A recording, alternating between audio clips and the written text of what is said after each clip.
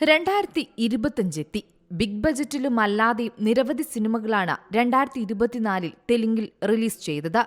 Pan Indian തലത്തിൽ release ചെയ്ത ചിത്രങ്ങളും ഇക്കൂട്ടത്തിലുണ്ടായിരുന്നു. വലിയ ബജറ്റിലെത്തിയിട്ടും തിയേറ്ററുകളിൽ യാതൊരുവിധ ചലനമുണ്ടാക്കാൻ കഴിയാതെ പോയ ചിത്രങ്ങളും അനവധിയുണ്ട്.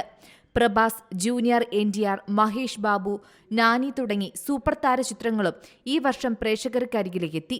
ഇക്കൂട്ടത്തിൽ മലയാളികളുടെ പ്രിയതാരം ദുൽഖർ സൽമാൻ നായകനായി എത്തിയ ചിത്രവും മികച്ച പ്രേക്ഷക പ്രതികരണം നേടി. അല്ലു അർജുൻ നായകനായി എത്തിയ പുഷ്പ 2വും തെലുങ്കിൽ മികച്ച കളക്ഷൻ സ്വന്തമാക്കി.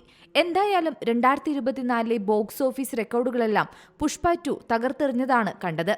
എന്നാൽ ഇക്കൂട്ടത്തിലേക്ക് മത്സരിക്കാനാണ് ഉണ്ണി മുകുന്ദന്റെ മാർക്കോ എത്തുന്നത്. കിടിലൻ ആക്ഷൻ ഫൈറ്റുകളിലൂടെ ബോളിവുഡിലും ഉറച്ച ചുവടുമായി മുന്നേറുകയാണ് ഉണ്ണി മുകുന്ദൻ ചിത്രം മാർക്കോ.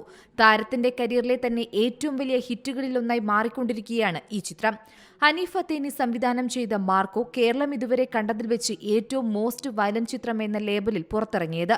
തുടക്കം മുതൽ മികച്ച പ്രതികരണമാണ് ലഭിച്ചുകൊണ്ടിരിക്കുന്നത്. മാർക്കോ ഹിന്ദിയിൽ ഹിറ്റായതോടെ ഉണ്ണിയെ ബോളിവുഡ് കൊണ്ടുപോയേക്കുമെന്നാണ് ആരാധകരുടെ വിലയിരുത്തൽ. ഹിന്ദി പതിപ്പിന് പിന്നാലെയാണ് ഇപ്പോൾ തെലുങ്ക് പതിപ്പ് ഇറങ്ങുന്നത്. ജനുവരി 1 തിയേറ്ററുകളിലേക്ക് എത്തും. ഇതോടൊപ്പം തന്നെ തമിഴ് പതിപ്പും ഉടൻ തന്നെ പുറത്തിറങ്ങും. ജനുവരി 3 ചിത്രം പുറത്തിറങ്ങുന്നത്. ജനുവരി 1 മുതൽ തെലങ്കാനയിലും ആന്ധ്രാപ്രദേശിലുമായി 500 സ്ക്രീനുകളിൽ തെലുങ്ക് പതിപ്പ് എത്തുന്നതോടെ മാർക്കോയ്ക്ക് കൂടുതൽ കളക്ഷൻ ലഭിക്കുമെന്നാണ് അണിയറ പ്രവർത്തകർ പറയുന്നത്. തെലുങ്ക് പതിപ്പിന്റെ അഡ്വാൻസ് ബുക്കിംഗ് ആരംഭിച്ചിട്ടുണ്ട്.